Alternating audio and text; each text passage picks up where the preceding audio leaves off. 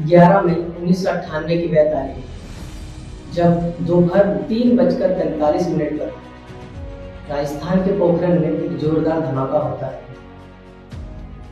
रेत में उठे गुबार से भारत खुद को एक परमाणु संपन्न देश घोषित कर देता है। मिशन की सफलता के साथ उस क्षेत्र में भारत माता की जय के नारे लगने लगते हैं।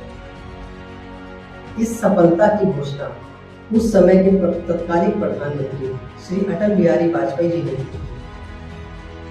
परमाणु संपन्न राष्ट्र बनने की नींव साल 1954 में रखी गई थी, जब भारत में डिपार्टमेंट ऑफ एटॉमिक एनर्जी यानी DAE का गठन हुआ था।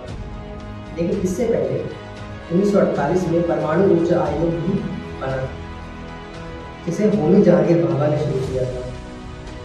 वैश्विक पटल पर तमाम विरोध का सामना करते हुए अपने अदम्य साहस का परिचय दिया। यह कहानी 1995 में लिखी गई थी, जब तत्कालीन प्रधानमंत्री PV नरसिम्हा राव ने दिसंबर 1995 में परमाणु परीक्षण करने की तैयारी की अनुमति दी, परंतु कुछ कारणों से इस कार्यक्रम को आगे बढ़ा दिया गया। बदलते राजनीतिक समीकरण के बीच साल 1998 में अटल बिहारी वाजपेयी जी के नेतृत्व में NDA की सरकार का गठन हुआ। सरकार बनने के महज 2 महीने बाद ही परमाणु परीक्षण कर दुनिया को अपनी शक्ति का परिचय दिया। यह मिशन बेहद गोपनीय अंदाज में अंजाम तक पहुंचा। कहा जाता है कि शुरुआत में सिर्फ 5 लोगों को ही इस मिशन की जानकारी थी, बाकी किसी को भी इस बात की कानों-कान भनक तक नहीं लगी।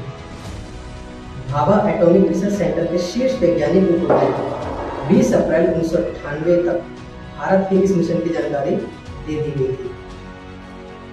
दोस्तों, इसके बाद फिर उन लोगों ने छोटे छोटे समूहों में पोखरण की ओर जाना शुरू किया। यह मिशन इतना गोपनीय था कि वैज्ञानिकों के परिवार वालों को भी नहीं बताया गया। उनसे कहा गया कि वह सब दिल्ली जा रहे हैं किसी सम्मेलन में भाग लेने के लिए। वैज्ञानिक अपना नाम बदलकर यात्राएं कर रहे थे। पोखरण पहुंचने पर उन्हें सेना की वर्दी दी गई पहनने के लिए, और साथ ही रहने के लिए जमीनी सतह से कुछ नीचे उन्हें छोटे छोटे कमरे दिए गए, जिसमें लकड़ी के पार्टीशन थे। कमरे इतने छोटे थे कि वहां सिर्फ पलंग रखने की ही जगह थी। लेकिन दिक्कत सिर्फ इतनी ही नहीं थी, असली दिक्कत तो अभी आनी बाकी थी। परमाणु बम को पोखरण पहुंचाने की। लेकिन इस समस्या को भी हल कर लिया गया। उस समय परमाणु बम का कोड नाम था 3 स्टार्स, जो मुंबई के भूमिगत वॉल्ट्स में रखे गए थे। यह वॉल्ट्स 80 के दशक में बनाए गए थे, जो कि सिर्फ विश्वकर्मा पूजा के दिन ही खोले जाते थे।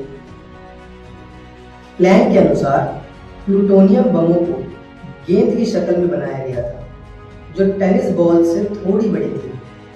इन सबको काले बॉक्स में रखा गया। बक्सों की शक्ल क्रेन से मिलती जुलती थी, लेकिन पैकेजिंग इस ढंग से की गई थी कि यात्रा के दौरान बमों को कोई नुकसान न पहुंचे। इन सब बातों को अपने ही सुरक्षा कर्मियों से भी छुपाया गया। काफी मुसीबतों के बाद आखिरकार विस्फोटक पोखरण पहुंच गए। अब मंजिल चंद कदम ही दूर थी, लेकिन विराट समस्या अभी भी सामने खड़ी थी। अमेरिका की नजरों से बचाकर इस मिशन को सफल बनाना था, क्योंकि अमेरिका खुफिया सैटेलाइट के जरिए भारत पर पैनी नजर बनाए हुए थे।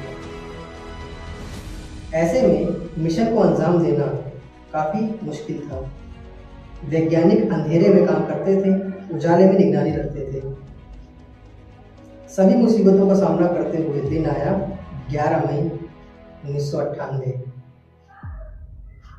तय कार्यक्रम के तहत वैज्ञानिक अपनी पोजीशन ले चुके थे, लेकिन वहां हवा की गति काफी ज्यादा थी, इसलिए मिशन कुछ देर रुक गया, क्योंकि हवा के कारण आसपास के गांव में रेडिएशन फैलने का खतरा था। और फिर कुछ समय के बाद हवा सामान्य हुई।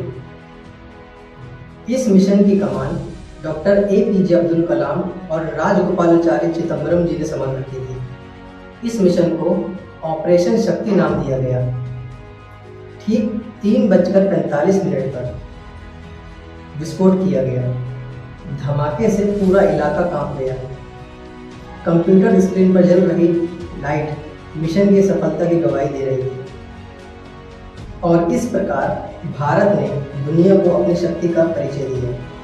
वहाँ भारत माता की जय के नारे गूंजने लगे। मिशन की सफलता की खबर प्रधानमंत्री जी को दी गई और फिर प्रधानमंत्री जी ने इस संदेश को देश के साथ साझा किया। यह भारत के लिए गौरवशाली पल था। इसलिए भारत सरकार ने इस दिन को राष्ट्रीय प्रौद्योगिकी दिवस के रूप में मनाने का ऐलान किया। तो दोस्तों, इस प्रकार भारत एक परमाणु संपन्न देश बन गया है। तो उम्मीद करता हूँ आपको ये छोटी सी जानकारी पसंद आई हो। अगर पसंद आई हो तो वीडियो को लाइक, चैनल को सब्सक्राइब करना ना भूलें। तो मिलते हैं हम एक नई वीडियो में। तब तक के लिए आप खुश रहिए, स्वस्थ रहिए और रोज कुछ नया सीखते रहिए। साथ ही देखते रहिए एनके क्लासेस। जय हिंद।